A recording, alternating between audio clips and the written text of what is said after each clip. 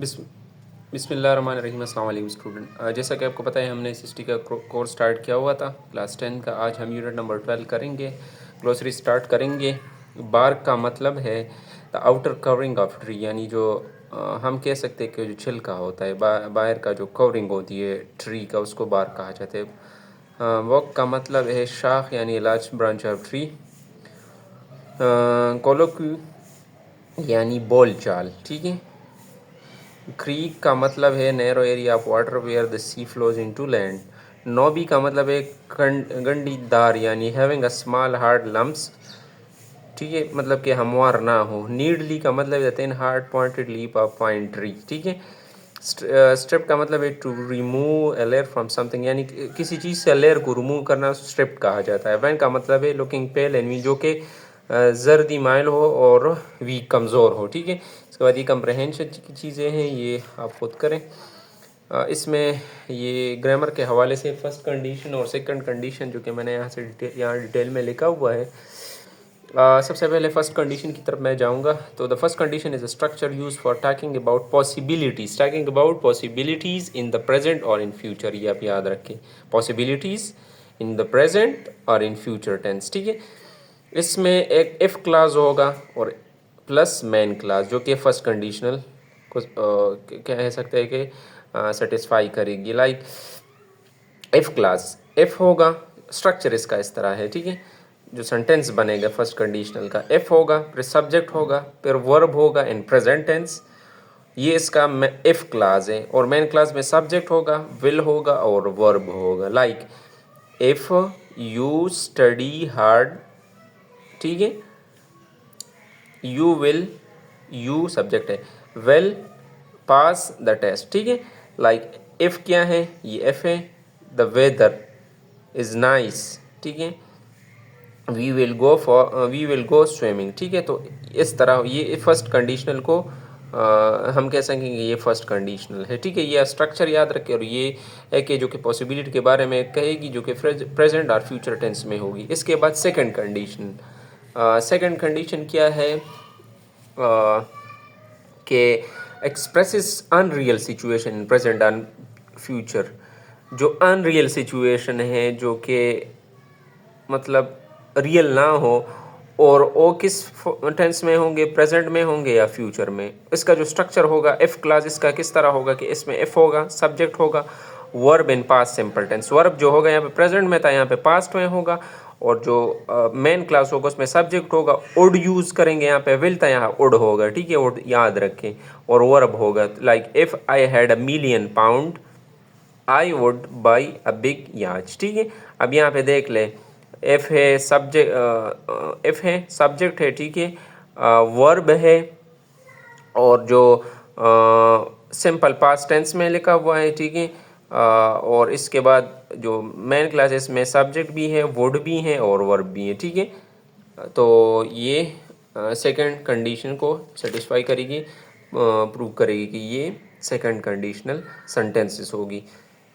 ये इसका स्ट्रक्चर हो गया, ठीक है। तो यहाँ पे ये बताया गया है। फिर यहाँ पे एक्सरसाइज में complete the conditional sentences type 1, तो ये मैंने किए हुए हैं। If I wash the dishes I will look dinner tonight. If my dad have time next week we will paint my room. You will learn a lot if you visit the exhibition, ठीक है। If the weather is not too bad tomorrow we will play golf, ठीक है।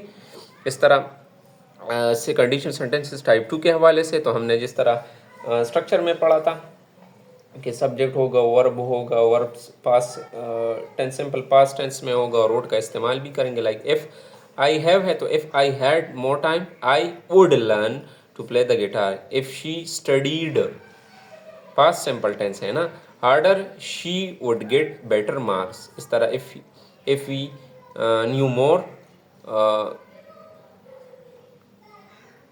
about history we would not be afraid of the test. I go, तो I would go jogging with Tahir and Sohail if they were here in this week. इसके बाद it would surprise me if she did not help you, ठीक है। तो ये conditional sentences type 2 हो गई। इसके बाद है कि finish the sentence with class in the correct conditional. ठीक है, तो ये भी इस तरह है, आप खुद देख लें। जो पास्ट फॉर्म में होंगे वुड इस्तेमाल करेंगे, जो प्रेजेंट में होंगे विल का इस्तेमाल करेंगे। बस सिंपल है, मैंने की हुई है। Like if it is sunny tomorrow we will go to the walk, या ये वाला मैं कर लूँ, if I were you I would have attend the party. Were है तो वुड। ठीक है, फर्स्ट और सेकंड कंडीशनल सेंटेंसेस के हवाले से ये एक्सरसाइज है। आप मैंने सारे के सारे किए हुए हैं, वक्त ज़ाय किए बगैर मैं जो है अगले टॉपिक की तरफ जाऊंगा। ठीक है, यूनिट नंबर 13 है। इसमें भी कुछ ख़ास चीज़ें ही है नहीं, जो कि मैं एक्सप्लेन कर दूँ। लाइनेज यानी the series of family that somebody come from originally, यानी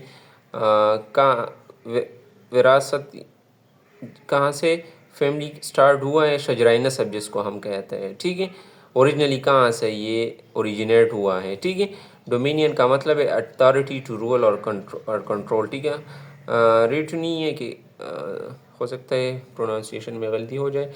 ए group of people who travel with an important person to provide help and support, यानी ऐसे बंदे के साथ ट्रैवल करना जो कि ज़रूरी हो ताकि आपको हेल्प और सपोर्ट प्रोवाइड करे। Astonishment a feeling of very great surprise, यानी वो फीलिंग जो जब आप वो सरप्राइज़ मिलती है और जो फीलिंग होती है उसको एस्टॉनिशमेंट कहा जाता है। स्वे का मतलब है to move slowly from side to side, यानी इसके बाद होनोरेरियम का मतलब है payment given for professional service that are rendered nominally without charge. ठीक है, कस्टोडियन का मतलब है person who is responsibility for taking care और प्रोटेक्टिंग समथिंग, यानी मुहाफिज से इन सिंपल वर्ड। होर्डेड का मतलब है एकुमुलेट मनी और वैल्यूड ऑब्जेक्ट, जो ज़रूरी चीज़ें होती हैं या पैसा होता है, स्टोर अवेयर किसी दूसरी जगह स्टोर किया जाता है। अनस्टेंटेड यानी giving generous in a way that does not stop, यानी कुछ देना और इस तरह सखावत से देना कि ना रोकने वाली हो। ठीक है, लुल का मतलब है काम और सेंट टू स्लीप। ठीक है, इसके बाद डॉल का मतलब है benefit fed by the state to unemployed, यानी जो बेनिफिट्स है जो कि पे करती है स्टेट, जो जिनका कोई काम नहीं होता, अनएम्प्लॉयड होते हैं। ठीक है, नेग्लिजेंस यानी the failure to give somebody something enough care और अटेंशन। ठीक है, यानी किसी को क्या है कि अटेंशन ना दी जाए।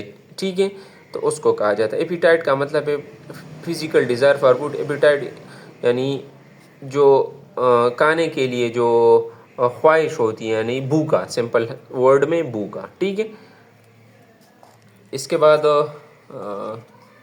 एडजेक्टिव के हवाले से तो ये मैंने ऑलरेडी की हुई है, इसमें ऐसा कोई है ही नहीं। एक्टिव पैसिव वॉइस है तो ऑलरेडी एक्टिव पैसिव वॉइस के हवाले से मैंने लेक्चर अपलोड किया हुआ है, बिल्कुल सिंपल अंदाज में मैंने एक्सप्लेन किया है विद एक ट्रिक के साथ।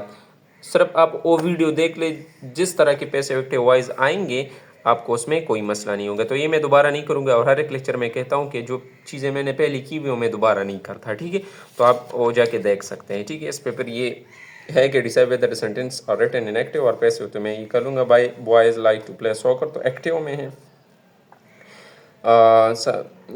This room has been painted blue, passive है। Cricket is played in Australia, passive. I am giving a book, passive है।